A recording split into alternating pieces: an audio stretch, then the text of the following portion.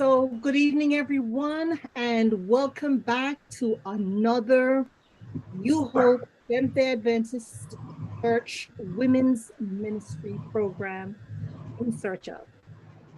This is where we search for the intriguing, the informational, and the controversial from a spirit-filled perspective. And we're located in Fort Lauderdale. My name is Marie Brathwaite. Let us pray. Father God, as we come together today, we're asking that the topic is church family, and we want to show others what family means and get to know each other just a little bit better. Be with us, dear Lord, and guard our hearts, guard our mouths, guard our minds, so that nothing is done to dishonor your name. I ask in Jesus' name. Amen. So welcome, welcome, welcome. Today's program is dedicated to our church family. And I would have loved to have my entire church family here, but as you can see, that is not practical. So I just have a microcosm. My face is familiar because if you've been tuning into In Search of, you'll have seen me many times. So tonight I have the distinct honor of introducing the other members of our women's ministry team and family, and also our church leader and his support person. For 2+ years, we've been tirelessly bringing you our women's programs, prayer breakfast every second Sunday, In Search of every fourth Thursday in the month. And we also brought programs for the yearly Women's Ministry Emphasis Day and now. Let me, as I say that, let me go ahead and introduce my team. Our leader and the one who structured this whole program, Women's Ministry program, is Claudette Laguerre. Claudette, could you just unmute and say hi? Hello, everyone, and welcome to our program. You would have probably seen her in August when she made a very moving and realistic testimony for our End It Now program. And if you missed it, you missed something good. So if you can catch it, go back and look at it. Eileen Thomas is another member of our team. Eileen, just say hi, please. Hello and welcome. And last but not least is Lena James. You've seen her on our church website. She does our, what is it called, Lena? Good evening. The live desk. Yeah. And the women's ministries prayer breakfast stuff. And right. So she's quite active in the women's prayer breakfast, and yeah, one of the faces of our live desk. And I just want to welcome you all. In addition, I actually have our church leaders. We have, can we welcome Pastor Anselm Paul? Say something so we can see you. Hello, everybody. Good to see you all. Good to be with you tonight. And our favorite, at least definitely my favorite, First Lady. She's our Cinda, affectionately known as Cindy Massa Paul, his beloved wife. Good evening, everybody. Happy. So this is the team who's going to be talking about church family. This program is expressly for you, and in some instances for us to get to know our church leaders, which is Pastor Paul and his wife. We're going to be asking them questions that might be a little intrusive, but hopefully very respectful. And we're just asking that if you have questions, go ahead and type it in the chat. Lena, if you could monitor Facebook, or Claudette, and another one monitor YouTube. YouTube. Thank you. I'm having blanks today. Thank you, Pastor. Just in case any questions come in, that they can get answered if at all possible. Okay, Pastor Paul, being the pastor, I'm going to use one of your favorite ways of talking. You are restricted to answering questions in 2 minutes and 30.5 seconds. Ah, Cindy, Not more you're time. good. Okay, so all right, let's get going. And I am going to jump in first. And Cindy, you're my first lady. You're going to go first. okay. Where did you both meet? And exactly about what time did you, what was the time frame before you knew that he was the one for you? So this question is so funny because if you were to ask us this same question separately, we'd have different answers. So I remember where we first met, and he just reconciles to agree with me because I don't think he remembers. But believe it or not, it was at Hawthorne Campground. Okay.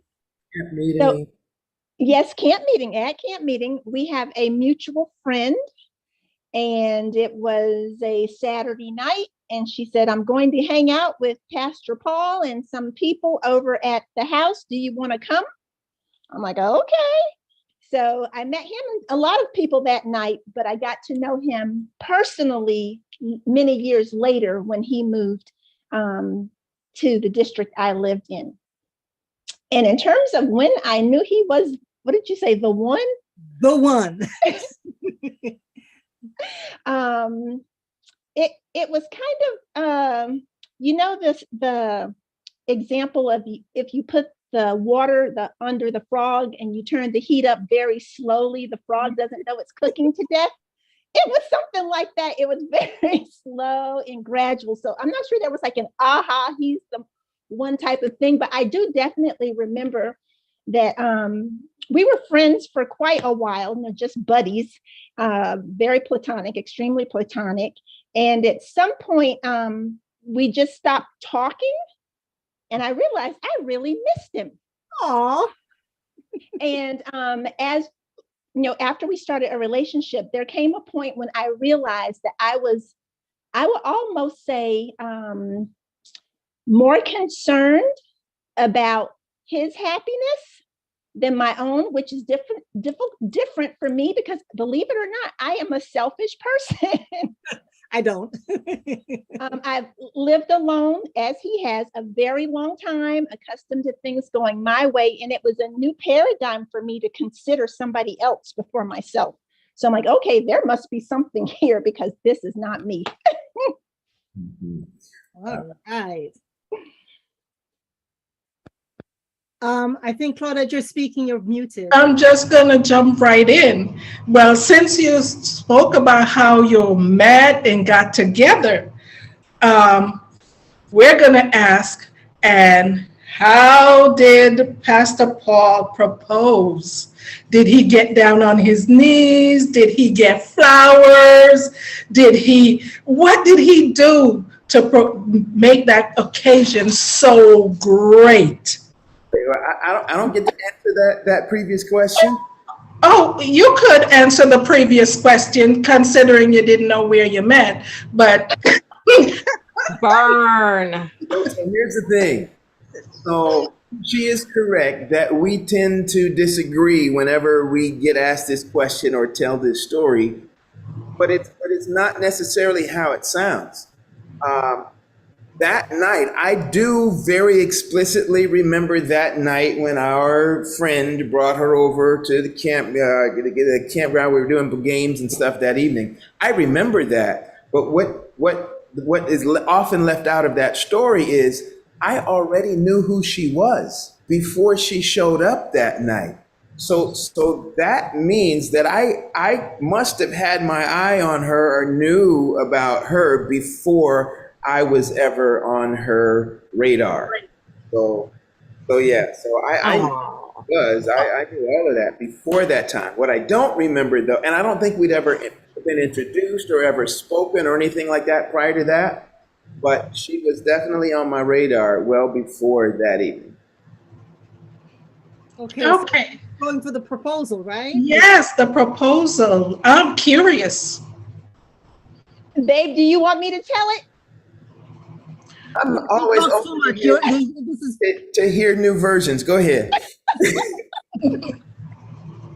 So I remember the weekend, and I think he was going to ask me on a Saturday night because we were just driving around aimlessly on Miami Beach, and we got out and we walked and we talked and nothing. And then the next day we were at Fort Lauderdale Beach, I believe, and he was asking me, I don't want to say weird, but unusual questions. Like, what do you think about this relationship? What does your family think? What do your friends say? And, I said, some people think this, some people think that. And he said something like, well, I think, we should just stay together, something random like that. And I'm like, okay. And then he said, I just asked you to marry me. I'm like, oh, you did? wow. That's not what I heard. he's making her face. Oh, it's so much more romantic than that. That's what he thinks in his head. You can see it. You mean there were no sparkling cider, no flowers, no nothing? Unromantic. Since then we've gotten some of the romance, the romance has come on strong, but at that point in time, I was not even aware that he proposed. That's hilarious. So what did you do? I think I have a phone call to take right now. That means it's the truth. But I'm curious, Sister Paul, so what did you do when he said, I just proposed? Oh, I just said, oh, okay, well, yeah, sure. And I remember my mom, we went to visit my mom, and I'm still thinking, like, am I on punk? What's going on here? And he said, aren't you going to tell your mom we got engaged? I'm like, oh, we really did get engaged. I'm like, okay, I'll tell her. Now, Pastor Paul, I really can't believe that's how you proposed. I can't believe it. Okay. That was dry. Is it my turn now? Yes. Rena. Oh, I'm sorry. That came out loud, didn't it? My Sure. bad. So, in my mind, this was a very romantic walk on the beach in Fort Lauderdale that I had planned out, had scoped out the specific place and knew exactly where we were going to do this. And I'll be honest, I don't remember all the conversation and stuff leading up to it, but I said, I know I wanted to do this down by the seashore with the ocean breeze whipping through my hair, the seagulls singing in the background. And all of that stuff. That was this moment, this thing for me. And I had been, the previous question, how did I know that this was the one? I didn't get to answer that one either, but I really spent time praying and asking God directly, can I do this? Is this the thing? Is this it? And I believe I got very direct confirmation on that. And I'll admit, and I'm just being real, that I struggled and I wrestled with it because I knew that there were some things that I probably wasn't necessarily all that comfortable with yet, but I was comfortable with hearing what I believe God was telling me to do. And so, and I don't know, maybe that's why she does not remember because I'm pretty sure that I got down and took her hand in my there on the beach. Right. But it feels like I'm a little I'm not sure why she doesn't remember all the romantic elements of that. There were no Right. flowers. I think what were we? Was that was a Federation weekend or something like that? I Because we were not in Fort Lauderdale I mean, we weren't assigned to Fort Lauderdale at the time. So we were in town. And I think it was a Federation weekend or something like that, that they were holding Federation down in Fort Lauderdale area. I'm not certain on that part, but I know that, yeah, she's correct. That's where we were. And yes, Sister Laguerre, it was much more romantic, at least in my head, than Mhm. it was. I told you the romance was in his head. So, but we appreciate you and and your transparency. Oh, I love it. You know, Cindy may have been staring into your eyes, and so she didn't really realize that you were down on one knee with, you know, her hands in yours and all of that. I'm there Just for you, my friend. I feel you. overwhelmed in the moment and Yes, yes. blur. It's all a Mm-hmm. Mm-hmm. I'm sure that's what it was. Okay, so my fast forwarding. So knowing that the two of you all, like, you have your own, you know, lives and your own social circles and things like that and what have you, and being a pastor and being a first lady and all of that. Have you ever felt envious or jealous of each other? This question you can answer first, Anselm. let me maybe just one more thing in the background there from the previous question. And I for other couples, they may be able to identify with this just a little bit. I think, we were both older. I think I was around, we were in our 40s. And I think that as a kid, all of the romantic stuff that you imagined in that moment, there was so much of real life around and happening that it was like, all right, yo, let's get this done. Yo. Yeah. Good, good. All right, let's do this. Wrap it up. Now, I mean, at some point, you've lived so much life and you're older and you know that you're not stopping getting old. I think that sometimes that's and yes, I'm looking at the chat. Nicole, thank you, Nicole. No. Yeah. Wow. All right. So I'm sorry. Give me that last question again. But I totally get what you're saying though. Like, as you get older, it's like, okay, there's less frill. It's all there, but it's all the frill doesn't necessarily show on the outside. But so my question was, have you ever felt jealous or envious of your spouse?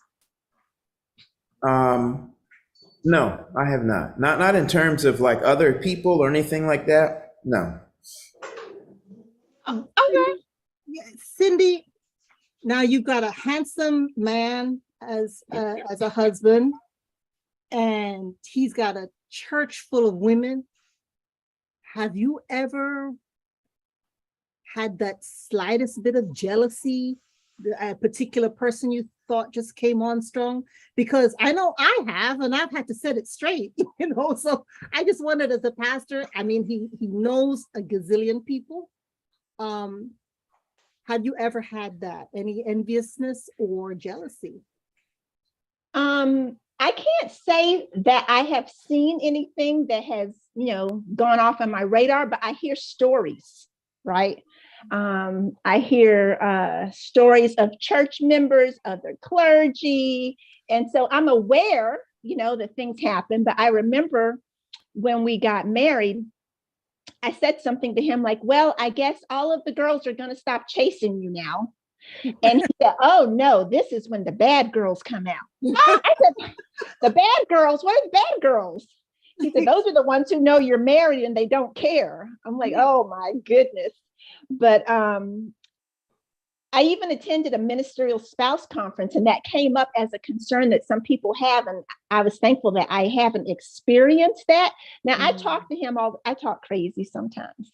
And I'll say something like, "Oh, I hope I don't have to scratch so and so's eyes out or pull their hair out." That's more for him. It's not because I really feel it. I just want him to know that I have a little bit of an edge in there.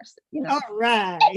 I do remember, Cindy, sometime you told me, oh, I guess talk to you. She told me that there was a young man in church that asked for her number.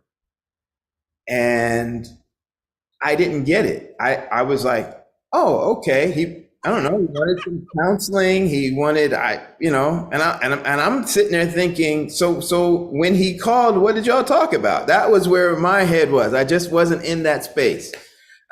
Turns out that, that's not the space that he was in. So he was looking for a boo. Oh, that's hilarious. And that was your boo. That's your boo. Yeah. But that's kind of flattering, though. That means you still got it, Cindy. You go, girl. I do trust them, so it's not, I guess sometimes it's, you don't trust the other person. I get that. But if anybody has made a play, they've been very covert, and it has been on my radar. We're going to switch up a little. Pastor Paul, in what ways has your leadership style changed or improved since coming to New Hope? New Hope has been a challenge for me in adapting to a culture that I thought was fairly familiar to me. But as the more time I spent there, I began to learn that there were some things that, I was not as exposed to as I thought. I come from a one part of my family is West Indian, Trinidadian, and the other part is American. Coming to New Hope had a very overt, not just West Indian, but Jamaican culture. And a lot of, maybe first, second generation immigrants there. And I remember specifically one time, I see Elder Manning just joined the room. I remember one time specifically, I don't know if you guys remember this, but like the first year I got here, the conference had said January, we're doing prayer and fasting for the whole conference, the new year. And they said, and so I started announcing it. So in January, we're going to be praying and fasting all month, and I announced it like 2-3 weeks in a row. And then when we started that first Sabbath in January, I remember finishing preaching, walking down the aisle, standing by the door, and not a whole lot of people got up and came to the door. And Elder Manning is standing next to me, and she said something like, "Are you not doing the prayer and fasting?" And I was like, "Yeah, I'm going to be praying and fasting." But the members were still sitting down inside the sanctuary after church. I did not get in my head that prayer and fasting was a program. For me, in my background, prayer and fasting was something that you did at home. On your own time. You decided when you were going to pray, how you were going to fast, etc. But I figured out at New Hope that the culture is that prayer and fasting is an event. It's a program. It's not just something that you do individually. And so little things like that, I've had to learn along the way that was my first experience of that, or introduction to that at New Hope, that I had never seen at any other church. And so as far as my leadership style, I have had to take some pauses and be more intentional about asking some questions, even about things that I thought I knew. Somebody gets up at a funeral and are we doing the obituary, or are we doing the, what's the other thing that we call the sermon? The eulogy? Eulogy, yeah. So little things like that have been things that my understanding is that a eulogy is the funeral sermon. For other people, the obituary is the funeral sermon. And so little things like that have made me have to pause and ask more questions and not be so ready to rush in based on what I think I know or what I've previously known. So New Hope has taught me to be a little bit more cautious, a little bit more patient in and to ask more questions. Mm. Oh. Did you have a question? Who, me? Eileen, can you hear? Oh, yes, I do have a question, but I thought something else was going to come up. So, Pastor Paul, you have been in ministry for a while. And apart from bringing souls to Christ, what would you say is your biggest accomplishment as a pastor? Yeah, my biggest accomplishment as a pastor, over the years, the Lord has blessed my ministry in many different ways, and but I think the biggest accomplishment for me as a pastor has probably been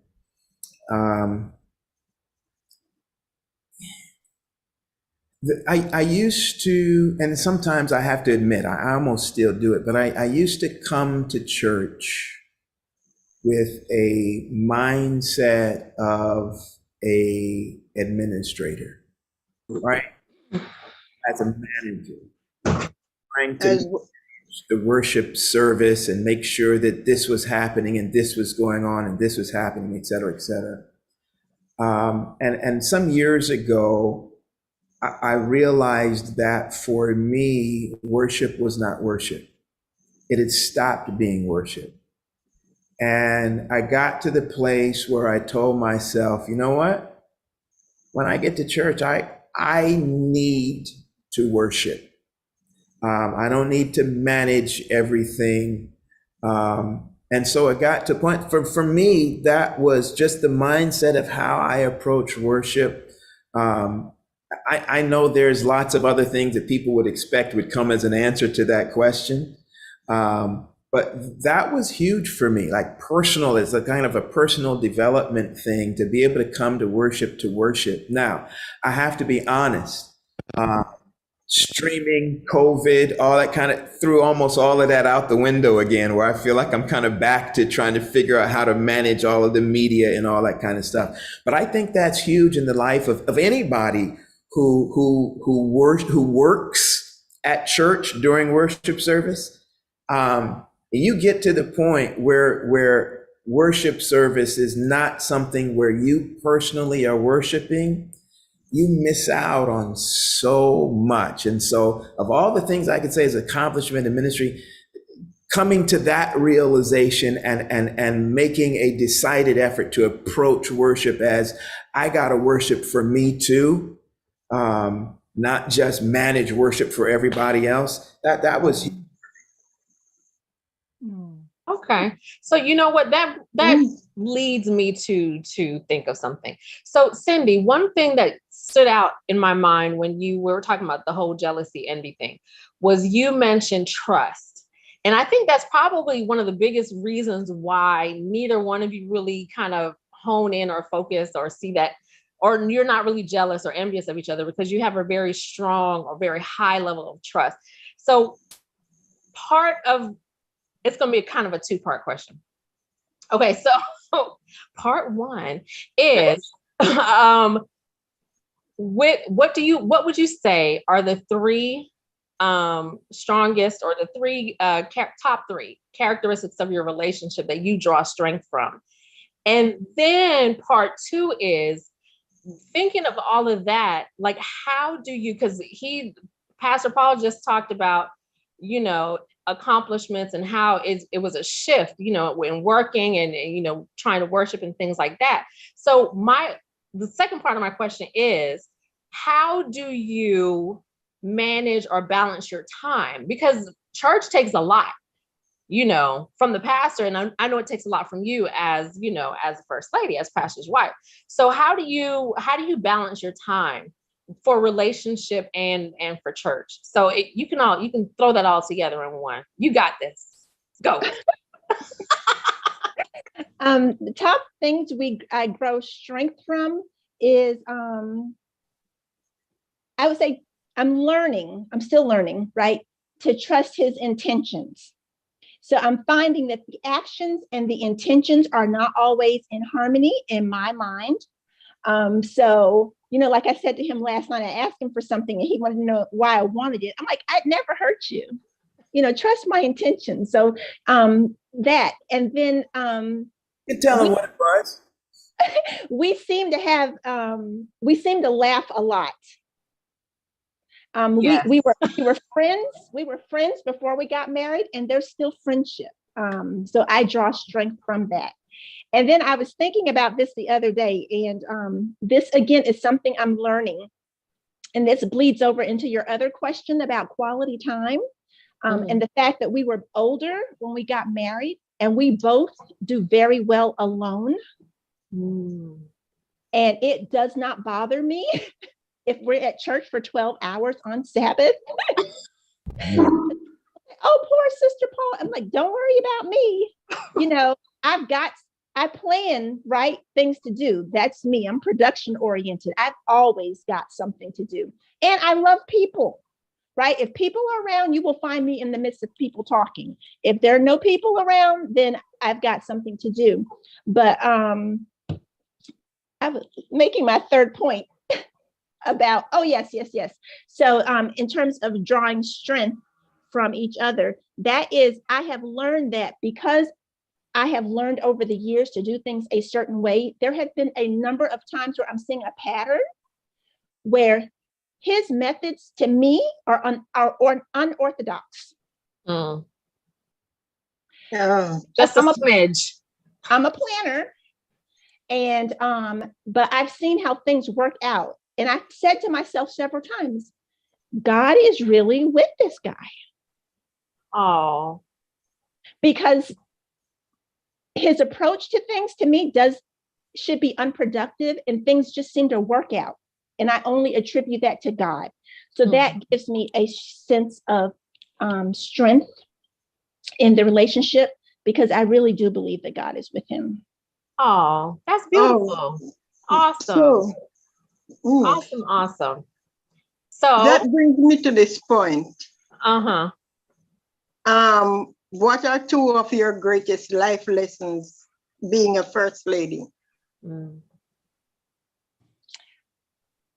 Well, I haven't been a first lady very long. This is only my second district. So I say that. But one of the life lessons I've learned is that despite how things look, ministry is going forward. One of the favorite things about being married to a pastor is getting to travel with him to ministry conferences.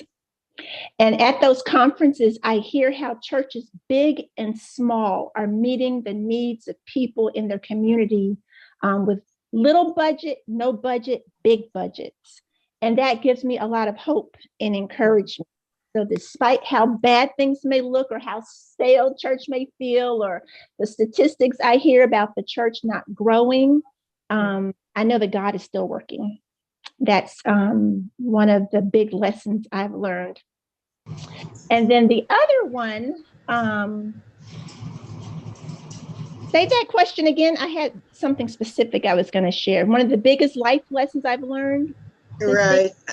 Oh, yes. So I tend to be very transparent. And I learned early on that sometimes I have to be careful with what I say. I shared something with somebody, church member. That's me. I think it's typically coming out. And it was in private, though, but it was repeated to reinforce a point against my husband in a board meeting. I'm like, okay, then I need to learn to be careful with what I say. And, when we got engaged, I remember one Sabbath we went to the home of a church member, and there was another pastor and his wife there. And she said to me, "Are you sure you want to do this?" She said, "Being married to a pastor is a lonely life." And I haven't experienced, I mean, I make friends with the ladies in the church. I think they're beautiful ladies at my church. But that one experience sticks in my mind, right? In terms of how much I can share, because I'm naturally transparent. And I share and people share and we connect and we bond, and that's my happy place. But that is a lesson that I learned that I keep in the back of my mind. Mm. Wow, that's interesting. Okay. That is sad. That leads me to, I know, Sister Paul, you haven't been a first lady for very long, but what do you consider to be the most rewarding or frustrating aspect in your role as the first lady of of any church? Rewarding is definitely getting to meet people. I think I'm the more extroverted of the two of us. I get juiced from people. I love meeting people. I love sharing with people. I love it if I can help meet their needs. That's extremely rewarding for me, is the opportunity to meet new people. And then in terms of frustrations, I'm learning to deal with expectations. People have expectations of me, I think, that they don't have of other church members. So, for example, I was told that I should sit in church at a certain place because I was the first lady and I needed to shine. I'm like, what does that mean? You shine when you walk into the room. You don't need to be in one spot. And if you know me, I think I'm a pretty humble person. I think I'm a simple person. And pardon? You have to bigger hats, and I don't know. And somebody at New Hope said to me once, if we get a new pastor and first lady, she's going to have big shoes to fill because you're a worker, right? I'm a church member and I don't see myself on a pedestal or a different level than other people, but sometimes people will say things or do things that honestly kind of make me a little uncomfortable because they've got me on a pedestal. So learning to deal with people's expectations, I wouldn't say it's a frustration, but I would put it in that category of a challenge, a definite challenge. So what about you, Pastor? Biggest rewards and biggest frustrations. Biggest rewards obviously is just seeing people make decisions to become disciples. That is still for me the highlight. It's the Super Bowl. It's that's the thing. I think sometimes the frustration, if I attach a frustration to that, it's when I sense that members don't feel the same way about that. Sometimes, every now and then, it feels like it's a chore to get ready for baptism, or to get somebody ready to baptism, and this, that, and the other, or seeing somebody make a decision. So that can be frustrating. I think the other thing that can be frustrating, particular to me as a pastor, I think even above all of that, is when it seems like we get more caught up in fussing and fighting over things among ourselves than about engaging in mission. That kills me, when we get stuck on little non-salvific, interpersonal, ridiculous, stupid stuff. I have very little. I haven't figured out how to not show some of my frustrations with those things, and I'm almost thinking I need to find more ways to show it, instead of, and there's sometimes that's a battle. Do I show my frustration, or do I just kind of chill with it, let it happen? The older I get, the more interested I am in people knowing that I am frustrated and have very little patience for the trifling stuff. Mm-hmm. So let me jump in here and ask you a question. What would you say is your leadership style? I mean, we have authoritarian, we have democratic, we have visionary, we have laissez-faire. There's a whole long list of leadership styles. I have my opinion what your leadership style is, and a lot of good leaders have more than one. So in hearing you, talk about, your frustrations, what would you say is your leadership style? So leadership style, that can be lots of different ways, I think, to answer that question. I know you mentioned some of those styles that are classic styles in terms of laissez-faire and authoritarian, et cetera. I think oftentimes for all of us, including myself, sometimes we see ourselves very differently than other people see us. Imagine my surprise in one of my former churches when one of my young people came up to me and said to me, "Yeah, Pastor, we call you Little Castro." Wow.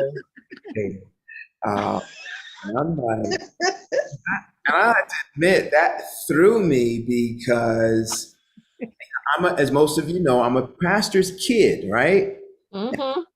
Father as a pastor, watching my father as a pastor, you didn't try stuff with my father.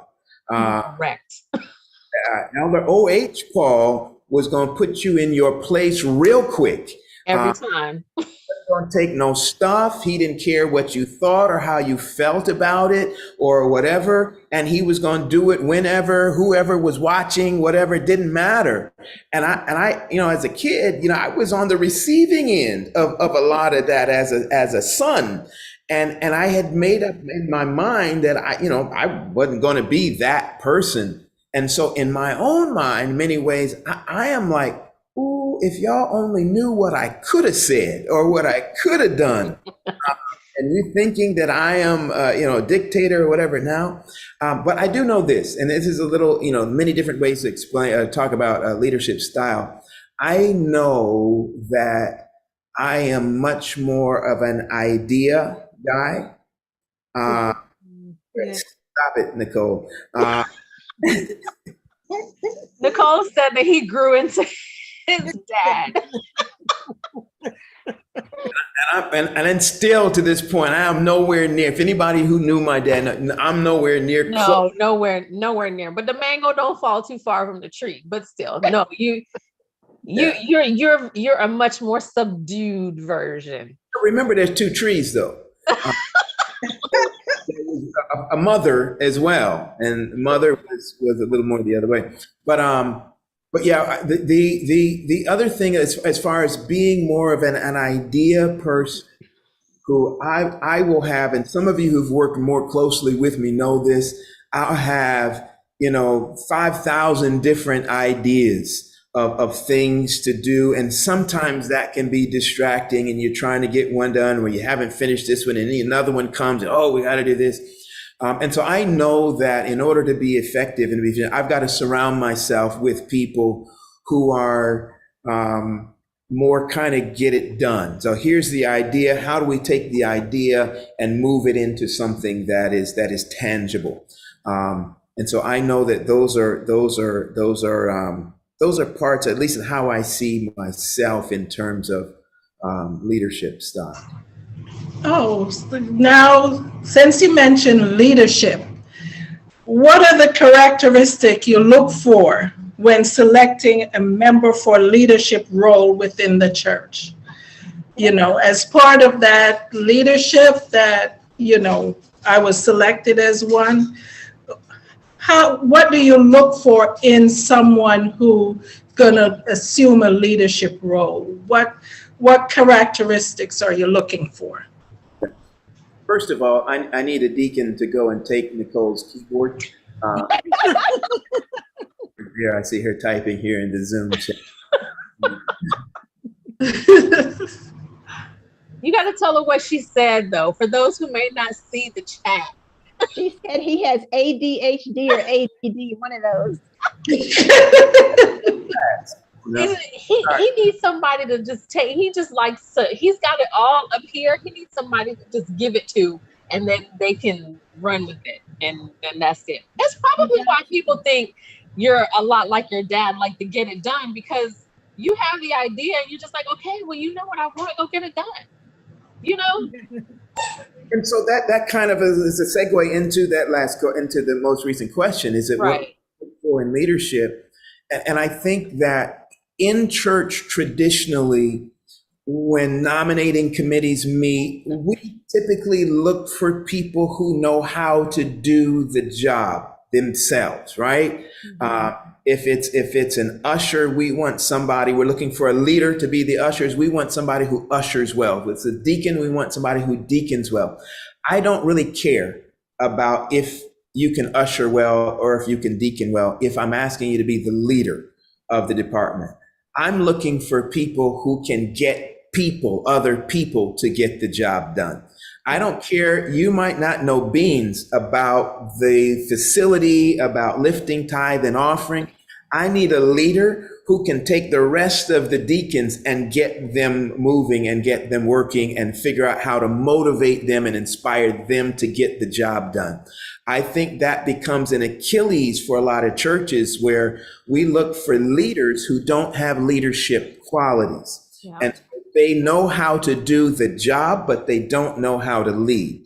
And so what happens is, in many cases, and this is how it impacts me, is that leader takes on that role, and because they know how to do it well, they do it. And they do it well, but they do it all by themselves.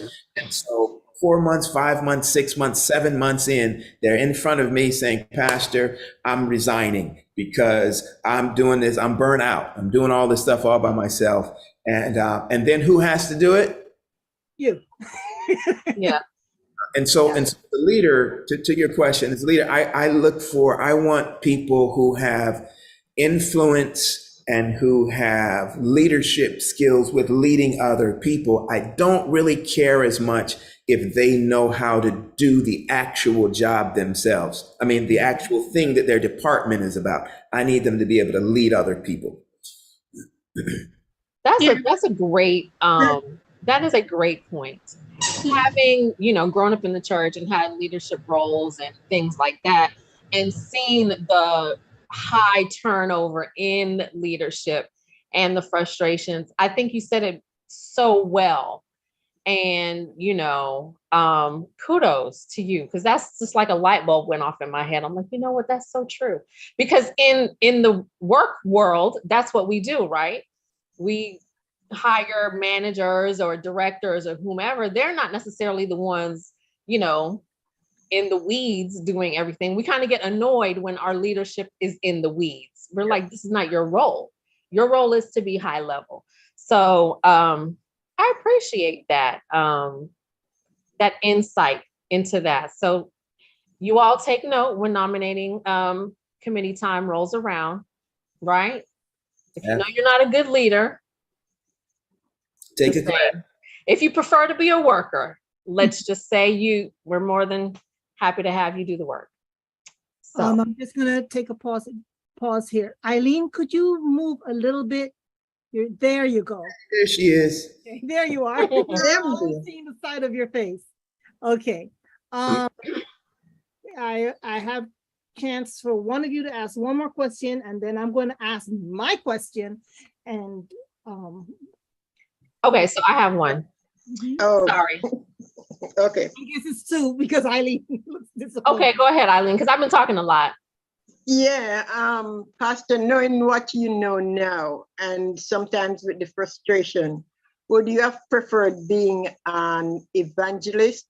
Just go from church to church, do like revivals, than being a pastor at one church?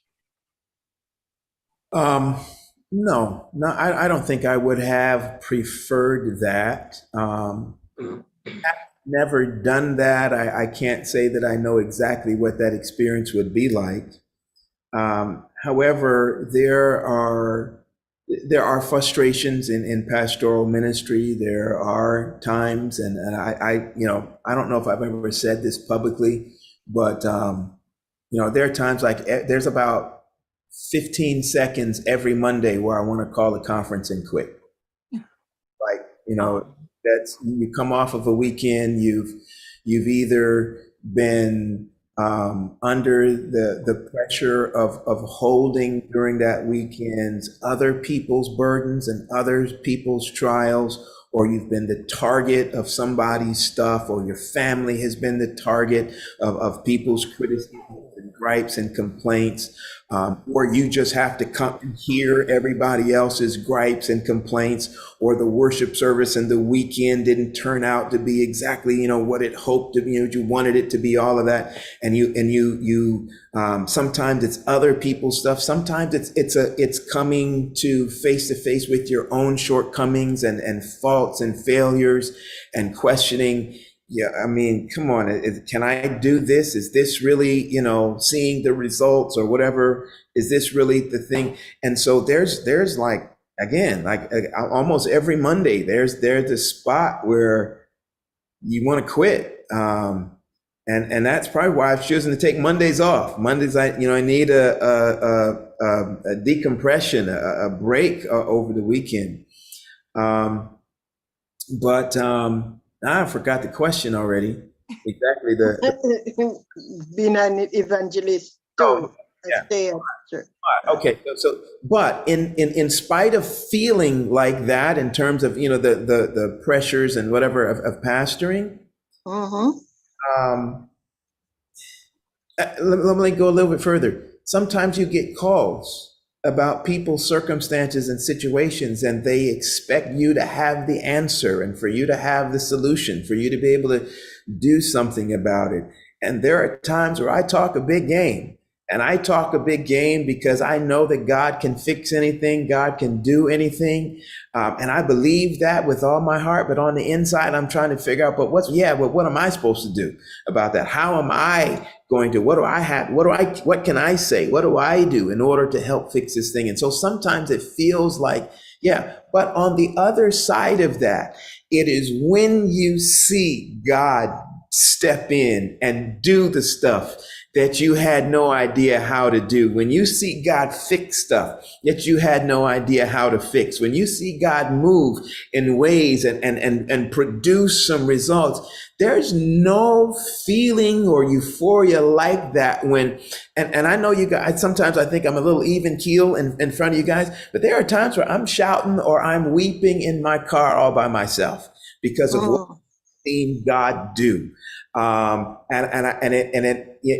time sometimes when you look at your own faults and your own failures, and sometimes you wonder, is God able to still do something in me or through me or whatever?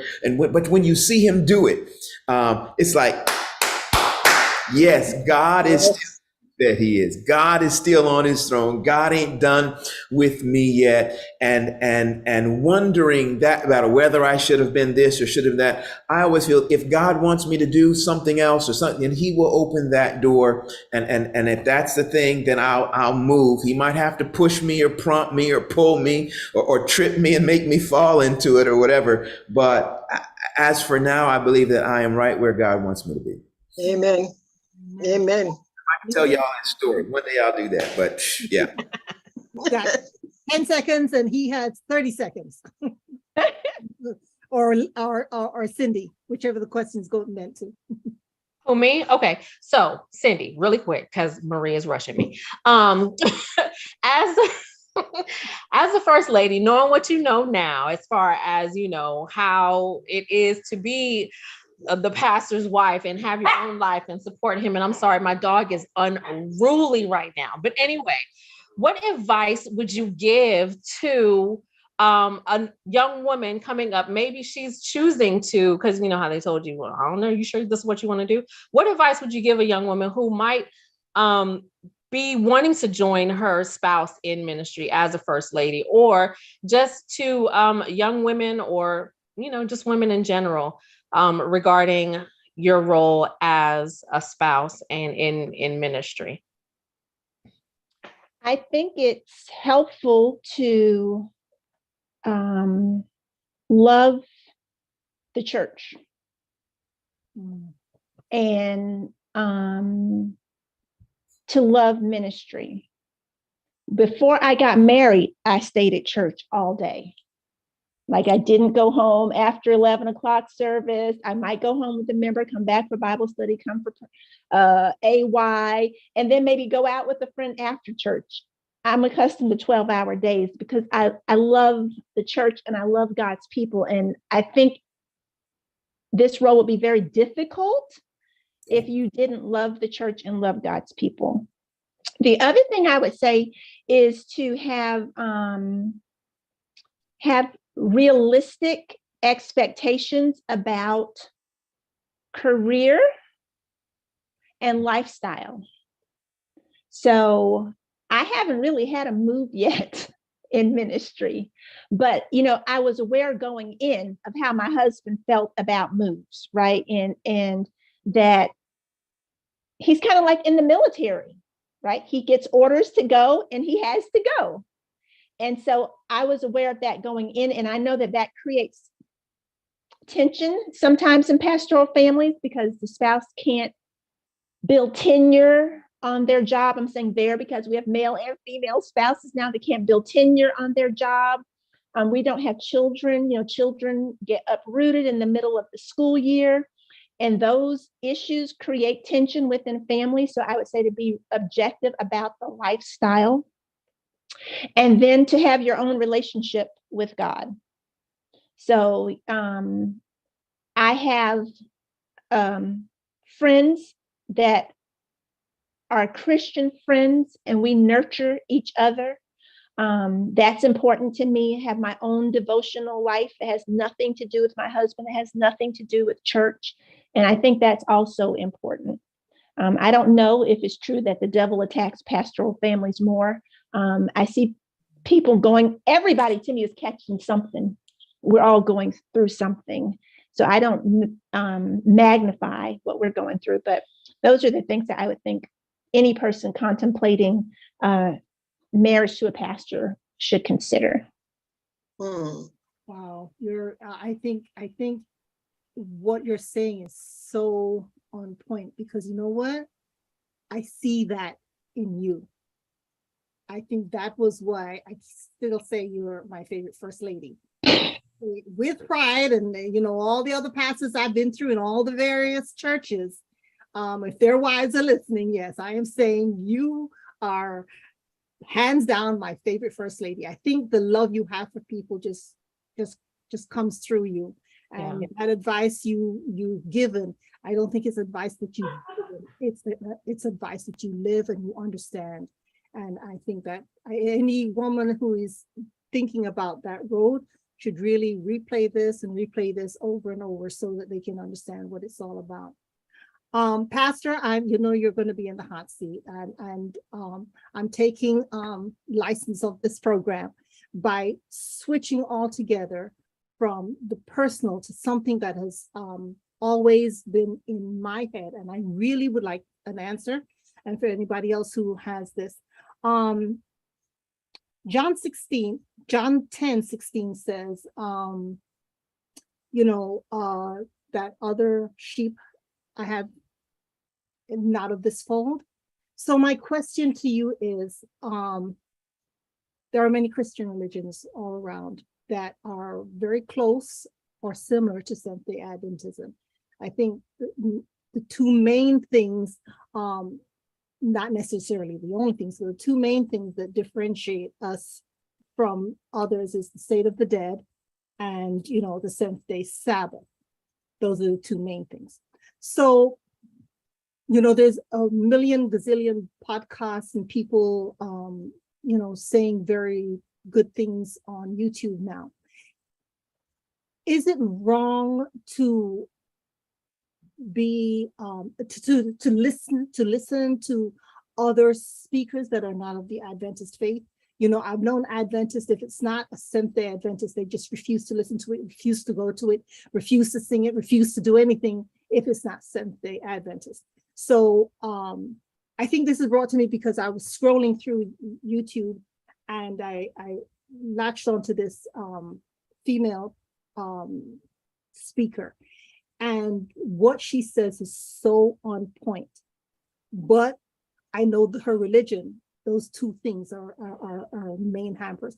Is it wrong for me to enjoy her, to listen to her, and will I get a blessing from that? Sure, sure. That's a great question, and I think that there are still lots of people who wrestle with that along with you, and some that probably wrestle with it even more. And I think we have a background where we have felt that, when we take other passages like Isaiah, and Isaiah says, to the law and to the testimony, if they speak not word, there is no light in them. And we have used that in many cases to say that, if they are not, born again, baptized, Ellen White reading Seventh-day Adventist, then there is no light in them. And yet we have to, we take the John 16, the other sheep that I have that are not of this fold, and some take that and say that's licensed then to go and do and listen to whatever without filters, whatever. Let me just address kind of one of a practical concerns, not concerns, but a practical reality. Every single Sabbath, we get up in our churches and we open the Seventh-day Adventist hymnal, and we sing out of that hymnal words to hymns that are moving, that are inspiring, that are invigorating, that kind of settle us sometimes in our faith when we're going through hard times. Sometimes the words to those hymns will pop into our heads. A mighty fortress is our God, a bulwark never failing. The reality, though, is that Martin Luther was not a Seventh-day Adventist. Martin Luther, who wrote the words to that song, was not even a Sabbath keeper. Martin Luther believed something different than we do about the state of the dead. Those things, Martin Luther did not have an understanding the same that we do about the sanctuary, and yet God was able to use him to pen the words of a song that has been the stay for many people as they've gone through some struggles and some trials and some hard times. You go through whatever your favorite hymn is, to any Adventist that's listening right now or later, chances are an Adventist did not write the words to that song. And yet those words have become powerful ways for you to hold on to faith and to grow your relationship with Christ. To that end, I would suggest that there are other people who are not Seventh-day Adventists who God is using to speak through powerfully to those that God has placed in their sphere of influence. It does not mean, and so there are powerful things that God has designed for each of us that may come through another pastor of another denomination, another singer who is not a Seventh-day Adventist. It might be your neighbor, your co-worker, whatever. God says, I will use whomsoever I want to use to get through to you and to get to you what I need to get to you. Now, does that mean that we throw out all of our filters and we stop hearing and listening critically? No way in the world. You don't even do that within the Seventh-day Adventist church. There are things, and some of which we know that we're getting ready to address this weekend. There are things that sometimes we hear in our own churches and from our own pulpits that we must listen to and hear through a filter of the Word of God. And so listening to whoever it is that you listen to, never feel just comfortable that you let your entire guard down, that you listen through a filter and you do what the Bereans do. You go back and you go and study the Word to see whether those things are so. But there is not a place, I believe, within the Adventist church for us to say or to feel that we are the only ones who have access to the Spirit of the living God through whom which he uses other people to touch our lives. Wow. Amen. Thank you. That has been a burning question in my head, because the more I get re-involved in studying and being a better Christian, I'm reaching out to different avenues, and I just happened into one particular speaker, and it's a female, and when I tell you, she takes the Bible and she puts everything she's talking about, she pulls it from the Bible. She's not she's not an Adventist, but I've never seen anybody really use the Bible to explain what she's saying as much as she does. And I was really torn, because I really learned from her. So thank you for that. As everybody knows, we have absolutely run out of time. I know we have a gazillion more questions. I just want to thank each and every one of my church family, my team members, for coming on tonight and speaking. I thank my pastor and my first lady for being so willing to be open and honest about their relationship. And I'm hoping that what you have said will be able to guide others coming behind you as pastor and first ladies of church. Pastor, I'd like to also publicly thank you for everything you've done for In Search Of. You've been a one-man technology crew for every show that has been on, and I've known that many times it's been a hardship because you've got several things going on, and you still pledge that time to In Search Of. And we just want to, as a team, thank you so much for being there for us. It's an honor. It's an honor. So, family, however you want to define the word: immediate, blood, foster, adoptive, church, it is still a word that tells of love, caring, sharing, commitment. Tonight, I wanted you to meet our women's ministry family here at New Hope, and the leader and his support person. We hope that it gives you a little insight of who we are here at New Hope. I hope that you enjoyed getting to know us a little better. Although no family is perfect and without issues, I leave you with this text, 1 Peter 4, verse 8. Above all, keep loving one another earnestly. We thank you so much for being with us tonight, and continue to be blessed throughout this week. Pray for each other, love each other. We ask that everything goes well for you. All right, and have a wonderful weekend.